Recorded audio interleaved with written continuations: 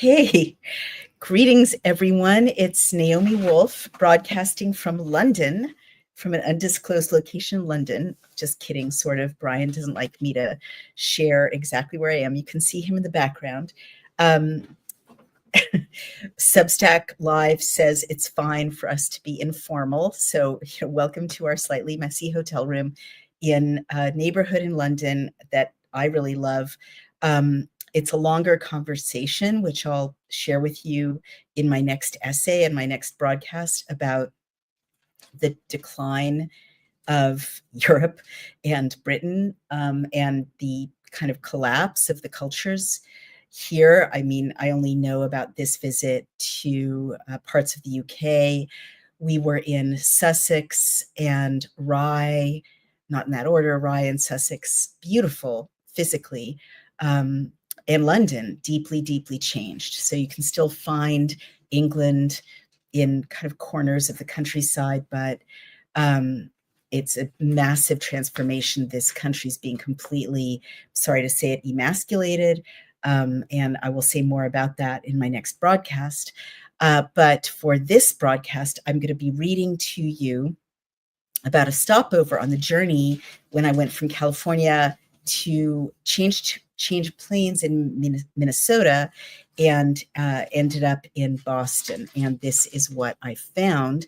This essay is about, darling, just so you know, you're totally in the shot, but that's fine with me if it's fine with you. Lucky them. Lucky them. This essay is about the nature of cultures that we are bringing to the West. And I mean, you'll see what the essence of it is, but basically it's my argument as an anti-racist person, which is how I like to commit myself, my identity, my intentions. It's my explanation about why we have to stop talking about the importation of some really horrible cultural expectations and norms to the United States. It's not racist to object to these, and I will tell you exactly what I mean. So this, again, is called A Stopover in the Heartland. Is it okay to love the America of no clitoridectomies, no fatwas? I left my California idyll and soared into milky, hazy U.S. skies. I touched down to change planes in Minneapolis, which I recalled as having been the corn-fed, friendly Midwest. I saw that now almost everyone employed by the airlines, as well as everyone working as ground crew, was of Somali descent or were recent arrivals from Somalia. They spoke Arabic or Somali to one another, not even bothering with English. Passengers and colleagues alike were greeted with a hand to the heart. The flight attendants for Delta out of Minneapolis wore chic little gray attenuated hijabs pinned to their hair. They also happened to be in furious moods. I have no problem with reasonable legal immigration. I have no problem with other religions. But I did wonder what had happened to all of the US-born former staffers that used to be employed in these fairly well-paying jobs. It was not diversity I was seeing now, but a new form of hegemony, meaning everyone alike. I wondered what kind of security issue it might represent when an entire major US travel hub was now under the management of a single recently arrived nationality, one that is not our own. The fact that the entire sensitive Minneapolis-St. Paul airport infrastructure, which I was surprised to learn is a joint civil and US military facility, is in the hands of Somalis, is an example to me of the chaos and vulnerability we import when we in the West lift humans wholesale out of their sometimes dangerous, sometimes abusive contexts and resituate them in influential Western contexts with almost no acculturation or assimilation metrics. Quote, the immigrant is positioned always in liberal discourse. It's so bright, I need to shift my position here. The immigrant is positioned always in liberal discourse as in need of our help. The narrative is always about our responsibilities to such immigrants, and all of the immigrants are always positioned within this narrative as being A, helpless, and B, innocent, and C, the immigrant's culture that is being imported along with the immigrant is always supposed to enhance the United States culture simply because it is other from the nasty, racist, homogenous culture of the United States. In fact, this narrative actually, to me, itself seems to be quite racist, simply a new NGO reframed revamp of the condescending 18th century European trope of the non-European innocent, admirable, noble savage. This narrative indeed reveals, in my view, a profound ignorance about the actual world, a lack of awareness of the kinds of struggles that peace-loving, justice-loving, freedom-loving people living in failed states and under oppressive regimes actually face. Some societies are, in fact, neither helpless nor innocent. At the level of leadership and of social contracts, and especially of the treatment of women and girls, Somalia, to take just one example, is a horrible, culpable society. Individual Somalis, no doubt, are likely to be people of great decency. But look at Somali norms and society as a whole, which we are also importing when we resettle people en masse. According to Amnesty International, all parties in that nation's current civilian conflict, a confrontation between the government and a militia group named Al-Shabaab, abuse their own civilians and deprive their own people of human rights. In other words, no Somali party is innocent. The crisis in Somalia is not currently derived from those cliches of racialized identities, quote, white against black, or quote, colonizer versus colonized. It is rather a crisis of Somali against Somali, and very specifically, it is a crisis of Somali men against Somali women and girls. There are 500,000 internally displaced Somali people, 80% of them women and children, who are suffering horrific abuses, including sexual assault, forced marriages, and, quote, gender-based violence, meaning beatings and female genital mutilation at the hands of Somalis. According to the European Union Agency for Asylum, female genital mutilation affects almost the entire female population of Somalia.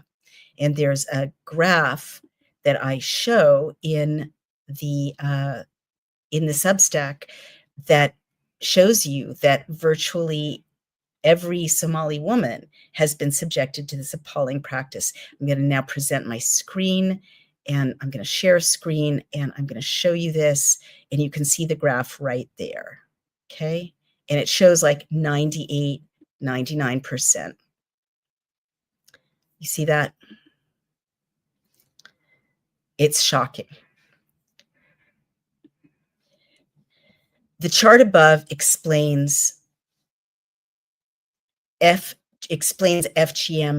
Research Institute shows a dip in the ages 15 to 19 simply because girls that age may not have been cut yet, quote unquote.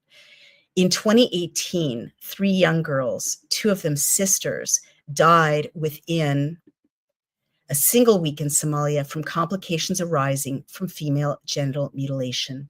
A 13-year-old girl died of female genital mutilation in Somalia in 2021, and The Guardian reported a rise in the practice during the pandemic. Yet, points out Amnesty International, the federal Somali parliament failed to pass bills on sexual offenses and female genital mutilation, meaning it is still legal. It is not illegal to do this in Somalia. And that top of that image there, I know these are very hard to look at, is a little girl being held down while her genitals are about to be incised by this object. I don't know if you can see that really clearly. I'll try to make it larger. It is like a serrated razor that is just a razor used to well, I'll describe it in a minute. According to the FGMC Research Initiative, which centers on studying the issue of female genital mutilation, and I will stop presenting for a minute there. A staggering 99.2% of girls and women in Somalia aged 15 to 49 have endured female genital mutilation. The average ages when Somali girls are cut, quote unquote, is from 10 to 14 years of age. Even though worldwide, many Muslim feminists and even progressive imams are speaking out against the practice and pointing out that female genital mutilation is not, in fact, demanded by Islam, 72% of Somali girls and women believe that this mutilation is a requirement of their religion.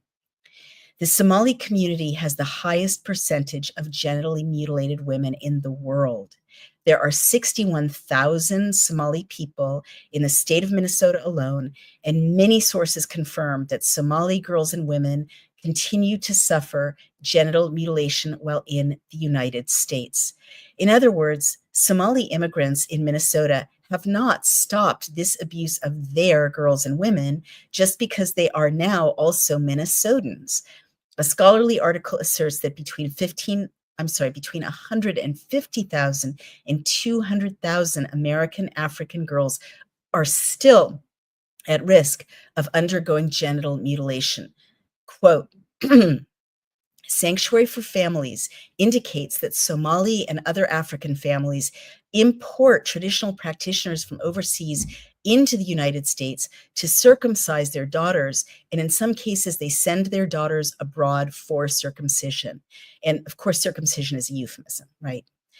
The practice of sending their daughters abroad has become known as, quote, vacation cutting, end quote, end quote. So these communities' arrival physically in America did not magically heal this cultural corruption. This culture of mutilation has not, in fact, vanished. This nation did not magically wash this cruelty away. Somali, quote, female circumcision, end quote, is different from other forms. It is by far the most severe.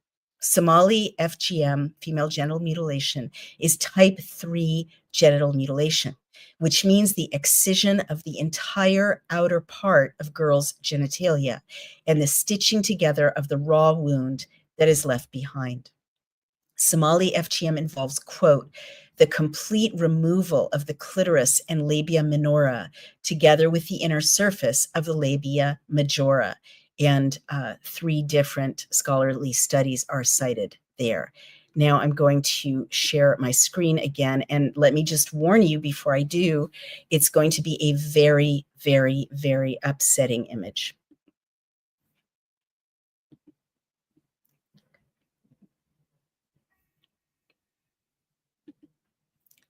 So here you can see type 1, female genital mutilation, type 2, female genital mutilation, type 2 down here as well. This is type 3, and this is type 3.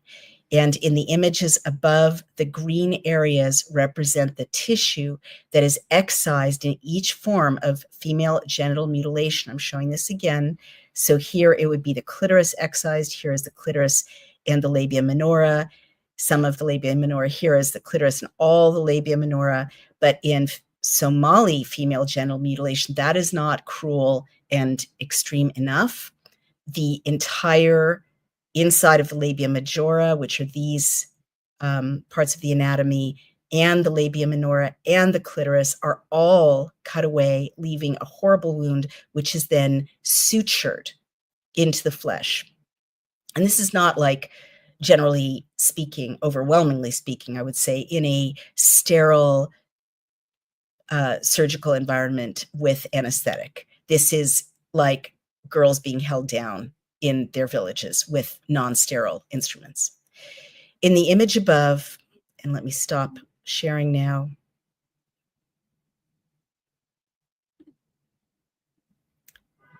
In the image above, the green areas represent the tissue that is excised in each form of female genital mutilation. The Somali versions are the 2 images in the last row. Women and girls subjected to this kind of mutilation suffer chronic bleeding, horrific pain during intercourse, problems in childbirth, infections, and dramatically increased mortality. Quote, this increased mortality rate translates into an estimated 44,320 excess deaths per year across countries where FGM, female genital mutilation, is practiced. These estimates imply that FGM is a leading cause of the death of girls and young women in those countries where it is practiced, accounting for more deaths than any other cause other than enteric infections, respiratory infections, or malaria, which in those parts of the world are the big killers, right? They have different illnesses killing people in Somalia and in that part of the world than in the West. The big killers, of course, here are, cancer, heart disease, stroke. But female genital mutilation is right up there in the top 4 reasons girls and women die in Somalia. I really want you to process that, understand it, and think about it. Somalis now represent over 1% of the Minnesota population. This organized, politicized community, of course, can now swing elections. Why should we think that since this horrific practice endures even now in the US, a 10% makeup of Somalis in Minnesota won't alter American culture in the direction of this kind of misogyny, a form of misogyny that Somali women themselves are seeking to combat? For that matter, why should we assume that a mass influx of immigrants from closed societies will champion open societies? There is no freedom of expression in Somalia, for example. Journalists are being killed, arrested, and detained there. The head of a media group, Ali Nur Salad, pardon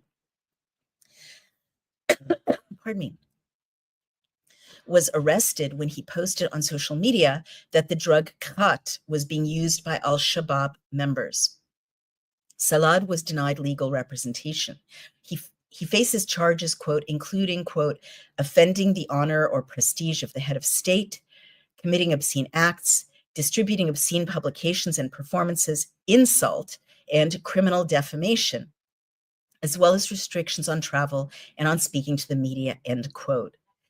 The government of Somalia raids live television debates. Quote, on 6th January, Somaliland intelligence officers raided the offices of Somali TV in Hargeisa, the Somaliland capital, interrupting a live debate about Ethiopia's Somaliland.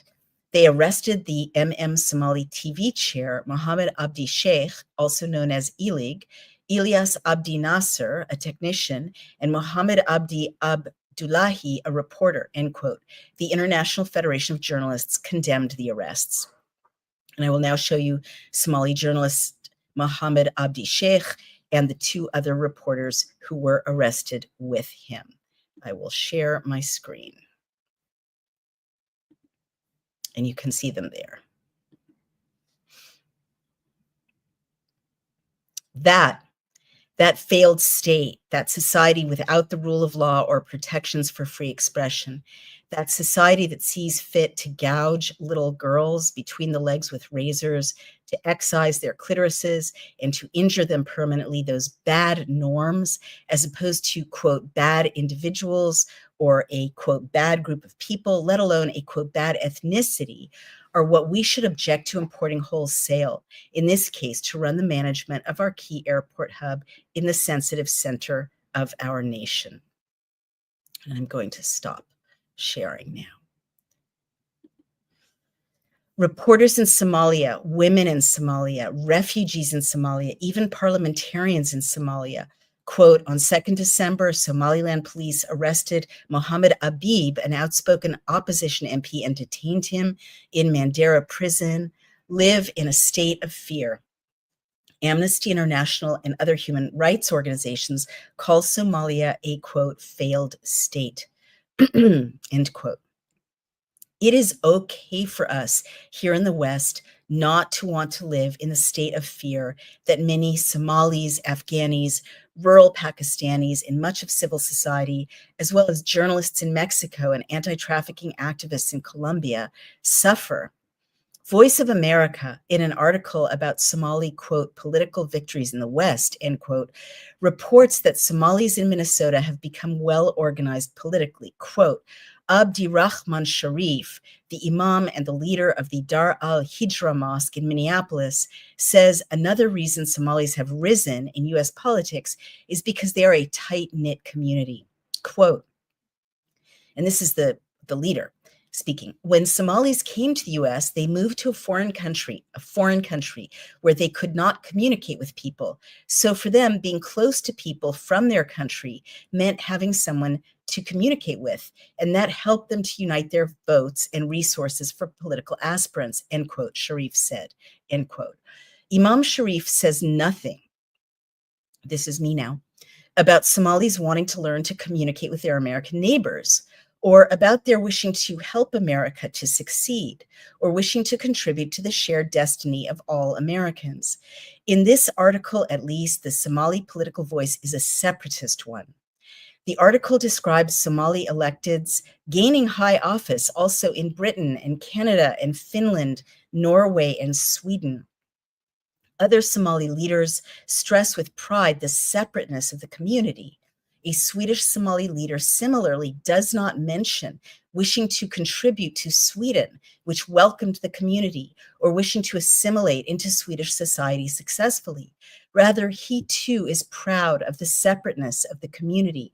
Quote, Mohammed Gur, a former member of the council of the city of Borlänge, Sweden, said there are unique things that keep Somalis together and make them successful in the politics in Europe. Quote, and this is the leader speaking, the fabric of Somalis is unique compared to the other diaspora communities. They share the same ethnicity, color, language, and religion. There are many things that keep them together that divide them back home. So their togetherness is one reason I can attribute to their successes, end quote, Gore said, end quote. By the way, I just want to jump in here to say two things. One is that as I was reading this, I was realizing that if your housing is paid for, your education is paid for, your medical care is paid for, your food is paid for, you have a lot more time to organize politically and run for office.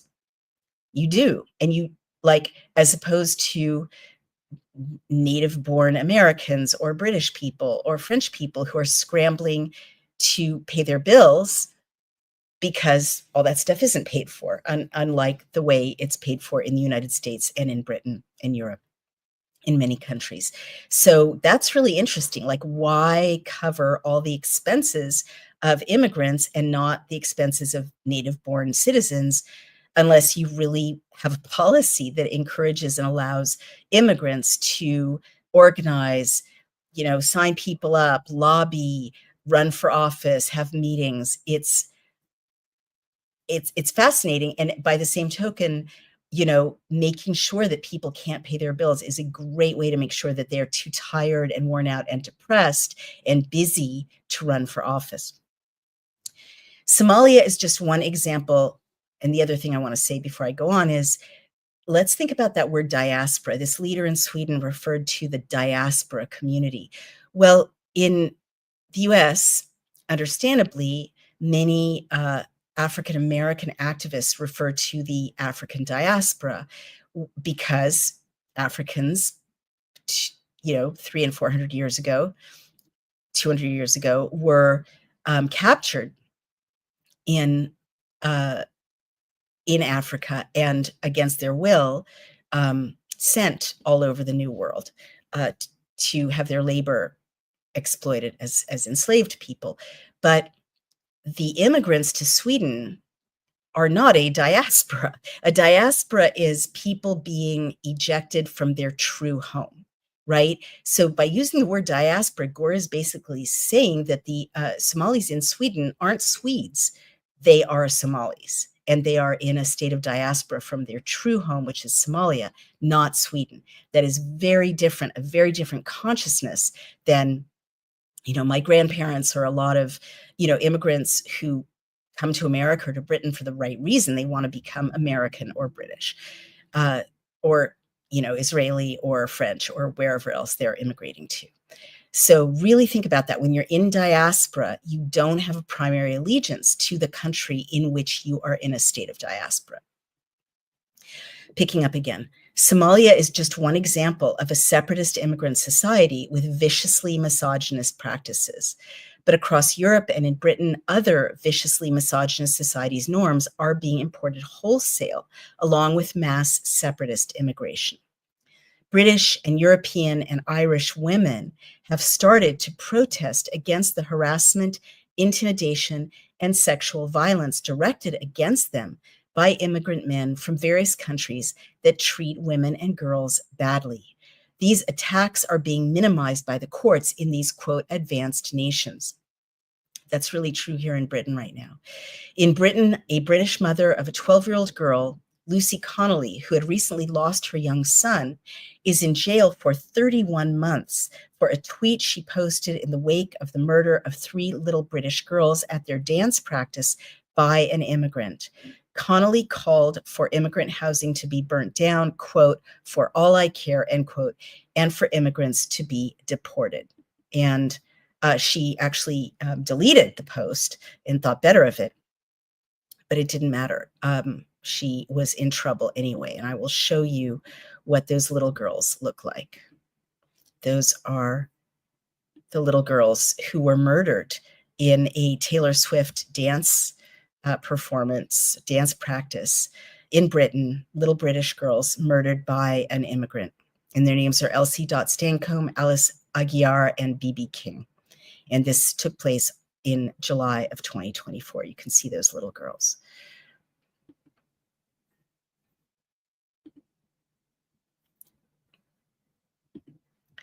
Meanwhile, in March of 2025, a pregnant Scotswoman in Glasgow was raped by a Muslim Deliveroo driver, Mohammed Khan, so violently that he caused her to miscarry.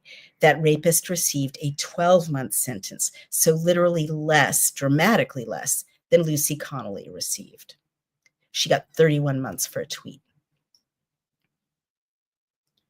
She got almost 3 times the amount of time in prison as a rapist who caused a Scotswoman to miscarry by the violence of the rape. I have avoided engaging in this issue to date because I know, sadly, that it is not only migrant men who rape European, British, and US women. Many European, British, and American men rape women routinely as well. So I was reluctant to accept that something new was happening, but by now, the way in which British, Irish, European, and US women describe new levels of street harassment and of sexual violence and new levels of impunity for abusers from the courts, in the US, that is, before President Trump was elected, leads me sadly to conclude that this situation is not, quote, rape culture as usual, end quote. Rather, I think we need to face the fact that the globalist push to flood the West with millions of men from brutally misogynist societies and to let them do their worst with sexual and with other kinds of violence to women and girls with near impunity is part of a war on women and girls that is deliberate. And that this form of assault is of a piece with promoting abusive neologisms, meaning new coinages of words, such as, quote, birthing people, end quote. Abusive situations, such as public spectacles of men beating women in boxing rings, the erasure of women's safe spaces, such as restrooms and changing rooms, and in general, the erasure of women and girls as a respected, let alone understood, let alone in some ways even protected category of human beings. We have to stop talking about this issue as if it is one of race or ethnicity or even religion. And we must understand that this issue is profoundly one of social contracts that are utterly different from each other. You are not a, quote, right-wing extremist, end quote, or a, quote, white supremacist to not want in the US or in England or in France or the Netherlands what unfortunate women and children and journalists and MPs suffer and endure and protest and resist in Somalia and in other conflicted, beleaguered lands. The West took millennia of effort and struggle to evolve the rule of law freedom of expression, the equal rights of women and religious and racial minorities and homosexuals, as I've pointed out elsewhere. You could do this same deep dive into the norms of many of the nations whose entire societies have been imported wholesale to the West: Afghanistan, Yemen, rural Pakistan, parts of Haiti, parts of Central America. It takes at least 2 generations of steady acculturation to absorb the values of stable, civil law-based, egalitarian, open, pluralistic societies.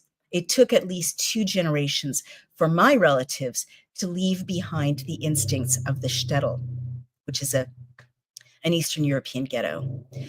We in the West have to start to be unafraid to say what rights organizations say routinely: some social contracts are just better than others. Everything is, in fact, not the same.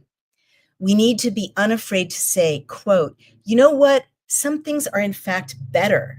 It is, in fact, better to have a society with a rule of law. It is better to have a society that does not force women into marriage or tear apart the genitals of young girls or arrest TV debaters in mid-sentence or detain its parliamentarians. We are going to protect our own precious social contract, first by protecting our borders, and second by protecting our futures, our norms, our languages and cultures and histories, and our rule of law, our women and children and the vulnerable. And there is nothing racist or xenophobic about that commitment, end quote. I made it home to Brian and to Loki, our dog. I should have been at peace. Loki gazed at me adoringly. Some dogs never hold grudges. Brian told me hilarious stories and made me his delicious hot coffee with cream, and we sat on the porch and looked at the high sun in the trees. Still, I was edgy. Coming up to July 4th, 2025, in spite of the leadership from MAGA that often delighted me, we've got a little bit of a disruption thank you, sweetheart. Coming up to July 4th, 2025, in spite of leadership from MAGA that often delighted me, the American nation still felt so unstable. No one in legacy institutions on the left or in globalist networks seemed to have learned anything from the recent past. That was scary. On the plane from California to Minneapolis and from Minneapolis to Boston, I had been reading memoirs by luminaries on the left. They seemed bizarrely uninformed, working still within cult-like two-dimensional reasoning. The otherwise brilliant novelist Salman Rushdie, in his memoir Knife, Meditations After an Attempted Murder, a book about the Islamist would-be assassin who nearly succeeded in murdering the author on a lecture stage in Chautauqua, New York, describes major voices of his generation, from Paul Auster to Martin Amis, post-2021, developing cancer or other serious illnesses, suddenly becoming mortally ill or dying. Not a flicker of awareness rises off of Rushdie's pages about what could have caused this plague that swept a generation of major novelistic talents into annihilation. Rushdie also describes MAGA voters with contempt. As he travels across states in the US, he sneers at the Trump signs. Rushdie describes giving a speech on, quote, freedom of expression in 2022 for the Writers' Free Speech Organization, PEN America, at the United Nations. But Rushdie does not notice that the administration he was championing, the Biden-Harris administration, had damagingly silenced people such as Dr. Jay Bhattacharya of Stanford, Dr. Martin Kulldorff of Harvard, and many others, including me for that matter. He reviles the fanaticism that led to his assailant, a Muslim extremist, taking a knife to a 73-year-old man. But he does not notice that we don't support fatwas or fanatical theocracies here. We don't kowtow to imams or to priests or to rabbis here. He objects to our American, quote, white supremacy, quote, exerting itself over Black and women's bodies. But this is in fact a metaphor. It is not our law. In fact, actually, Black and white women can go from state to state still in America if they wish to secure an abortion, which is what Rushdie is talking about. It is the global South, much deified by the left, that actually, quote, exerts itself, end quote, over Black and women's bodies. It is, in fact, in law, fanatical extremist Muslim societies, among others, that, quote, exert themselves, end quote, over girls' and women's bodies. But somehow Rushdie takes aim at us, racist old America, that eternal whipping boy, from the podium of the UN, instead of at those actually culpable nations. Why would that be? Could it be because it is easier and safer to attack racist old America, where in fact girls and women of every race actually have rights, because we in America are unlikely to issue a fatwa against Rushdie? Rushdie, in his UN speech, does not notice that we don't have female genital mutilation as an organic part of our culture, or militias interrupting debates. He gives no credit to the warm shelter of America, which made him a citizen, which created the shelter for him of the First Amendment and received him at a time when major voices in Britain were attacking him for having spoken out inconveniently. He barely credits an America that he describes consistently as treating him and his loved ones with kindness and accepting him and his family with open arms, an America that assigned indeed a U.S. attorney to prosecute his assailant. His right-on contempt for half of the nation is so recognizable to me. It is so tiresome, so ill thought out. Quote, this is Rushdie, "We are engaged in a war of stories, a war between incompatible versions of reality, and we need to learn how to fight it. A tyrant has arisen in Russia," and this is Rushdie, "and brutality engulfs Ukraine, whose people, led by a satirist turned hero, offer heroic resistance and are already creating a legend of freedom. Meanwhile," this is Rushdie, "America is sliding back toward the Middle Ages as white supremacy exerts itself not only over Black bodies, but over women's bodies too." Italics mine. False narratives rooted in antiquated religiosity and bigoted ideas from hundreds of years ago are used to justify this and find willing audiences and believers. And my comment in brackets is, "That is you, MAGA, in case you didn't catch it," end brackets. He goes on to complain about his adopted country. Quote, "There was a war to fight on many fronts against the bigoted revisionism that sought to rewrite history, whether in New Delhi or in Florida," and my comment is, "You again, MAGA," "against the cynical powers that sought to erase the two original sins of the United States, slavery and oppression, and genocide of the country's original inhabitants, against fantasies of an idealized past.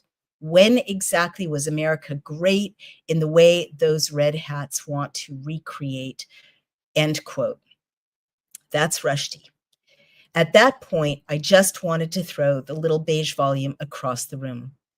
I am tired of this rudeness, this churlishness, this taking for granted of our beautiful ethos, our welcome, this slap in the face of Lady Liberty. I am tired of this ungraciousness. Visitors to our nation's universities terrifying our actual students. Global intellectuals welcomed by us, scolding us from the platforms of the biggest fora in the world, deriding half of our electorate as if they know better than half of America about America, when in fact they know nothing about half of America, when they have probably never spoken to, quote, those red hats, quote, in their lives, when in fact they could no doubt learn something from that sneered at half of America.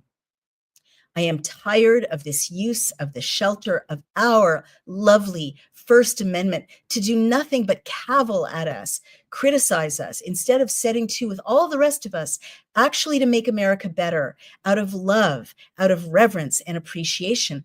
I am tired of such people, such immigrants, legal or illegal, who have so little appreciation for where they actually are and for what it took from American generations past to bestow upon them the, quote, Philadelphia freedom that they now treat so lightly and so dishonorably. It's cool on the intellectual left to mock and deride America. I, for one, am done with such people. If America is so bad, Mr. Rushdie, try moving back to Britain now, where people are in prison for tweets, where intellectuals grudged you even government-funded protection. Try India now, where 7 journalists are behind bars. And of course, I have a link to that article. Try living in any of the nations that supported the fatwa against you. No? I don't blame you. Maybe America is pretty good in spite of our, quote, original sins, end quote, after all. Maybe America is pretty good to you. Indeed, maybe America has, for all its flaws, been great, is great. You are here, after all, out of the whole world of places you could be. And maybe we are also in the process of making America great again. Quote, those red hats, end quote. We benighted lowbrow patriots.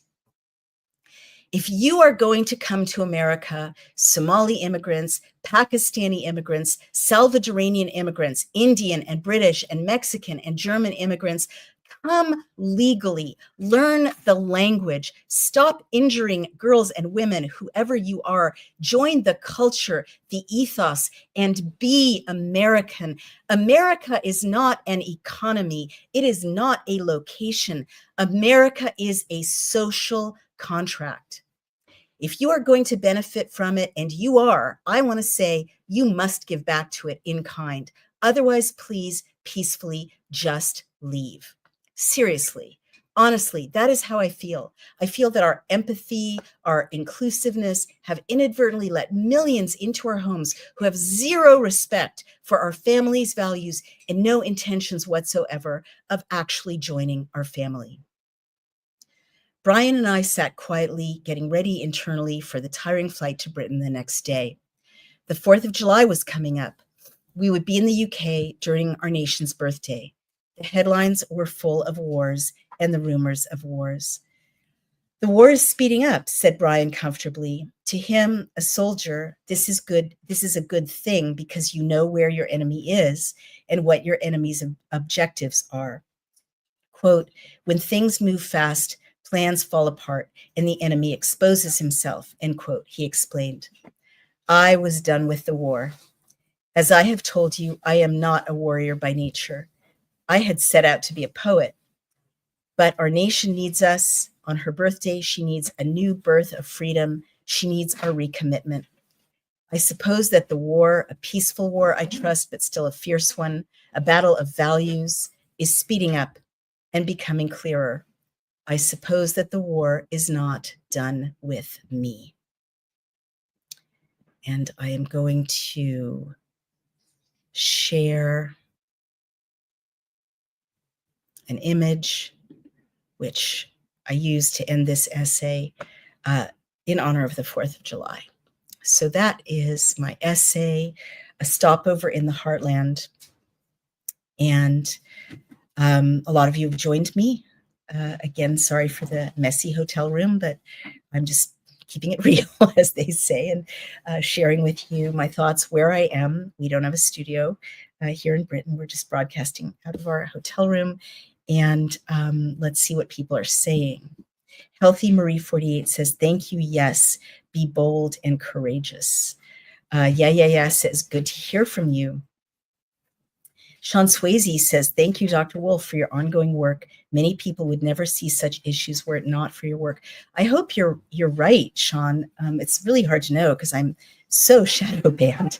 In fact, I actually think this broadcast is being shadow banned a bit because the British context is very, very censored here. But I'm glad it's it's getting out there. I was surprised to find a lot of people in Britain do follow my Substack and my videos. So one way or another, the content is getting out there, and I'll keep going.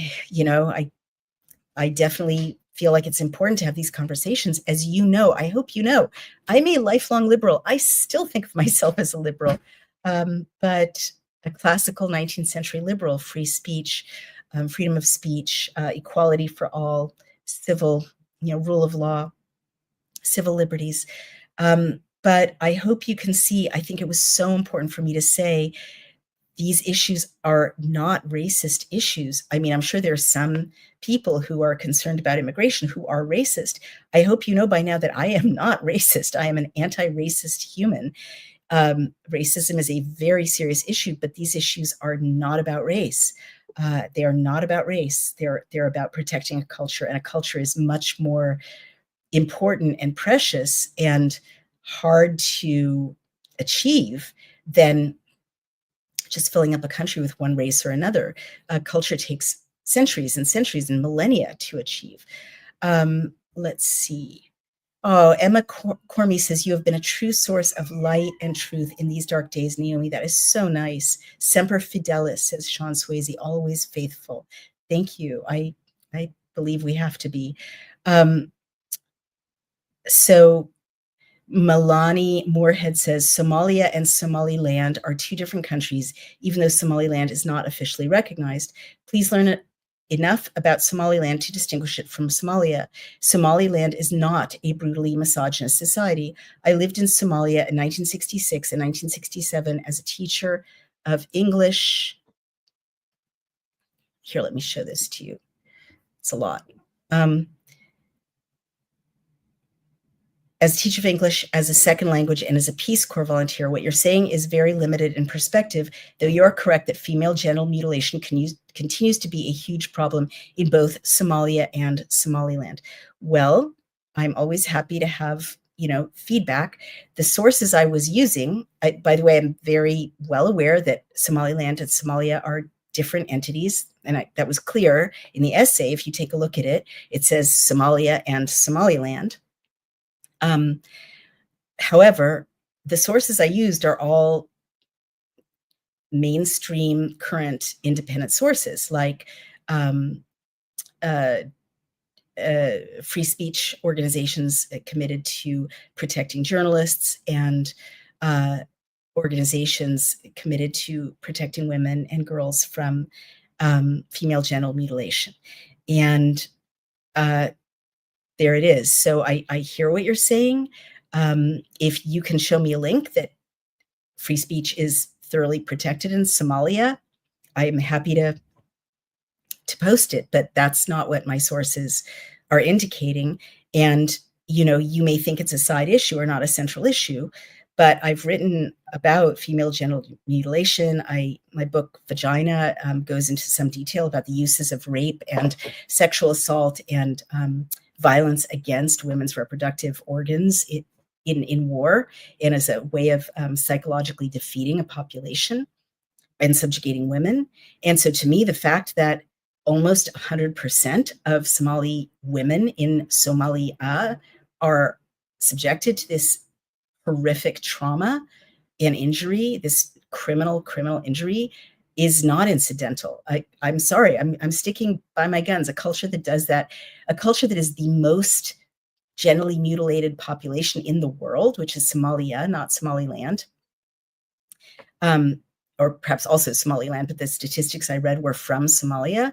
That is a culture that is doing things very wrong, at least doing those things very wrong. And I'm not going to cut it any slack. It's not okay. I mean, you're traumatizing the majority of the population, risking their lives every time these women give birth. They're risking their lives. There's nothing that's okay about it. And, I was very scrupulous in my citations. So I'm going to gently push back because I was aware of that distinction, and I was careful to identify Somalia and Somaliland as they are separately identified in the sources. So let's see what else we've got. I would like you to acknowledge that free speech is being persecuted here in the US right now, and that immigrants who are innocent are being arrested. Let's be honest about the limitations in the US right now. Well, interesting. Yes, as I said in my essay, I was censored by the United States government. Dr. Bhattacharya was, hundreds and hundreds of people were censored by the US government, if not many more than that. We have evidence of many of them from lawsuits by state attorneys general against the Biden administration. So that happened. But we have a First Amendment. So that was challenged all the way up to the Supreme Court. It was not a successful challenge. So that's something, we all need to work on. But X settled with me for censoring me. I fought for my free speech rights, and there was enough doubt that the Supreme Court would side with X and the Biden administration for censoring me that X preferred to make it go away. So I see that as a defense of freedom of speech in the United States. Are people having their rights restricted in terms of free speech in the US right now? Show the link. I'm sure there's always efforts to censor, but it is against the law for our government to try to restrict the free speech rights of American citizens. Now, illegal immigrants are being arrested and sent home.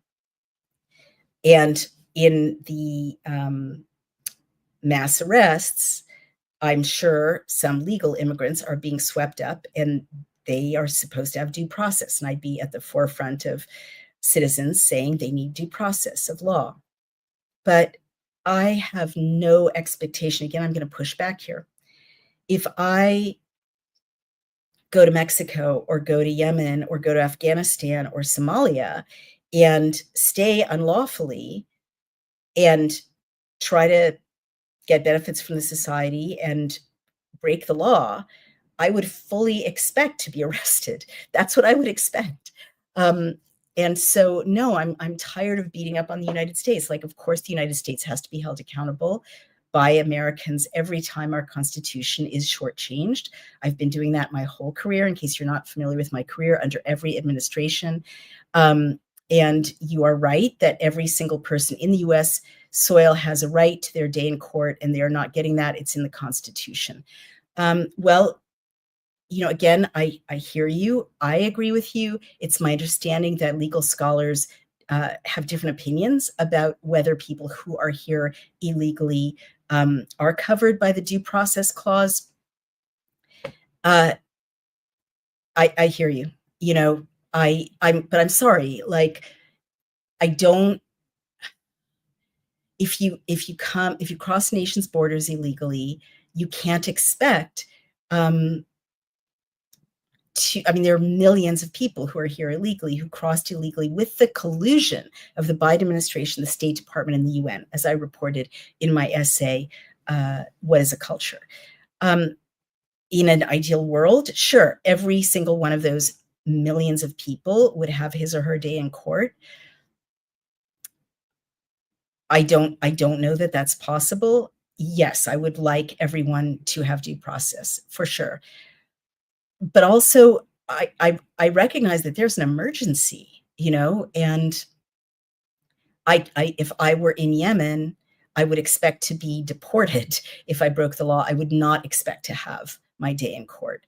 So all immigrants, including yours, were illegal. That's not true. My parents arrived, my grandparents and my dad arrived here legally. My grandfather worked for 7 years to be able to bring his family over legally. My dad was without a father in Romania for 7 years till they could come here legally. They did not try to come to this country illegally. And what they wanted above all was to become American, and they became American. This is not about an ideal world, it's the law. All right. So show me definitively that every single person who's in America illegally is entitled to due process of law. And I will say they're entitled to due process of law. And then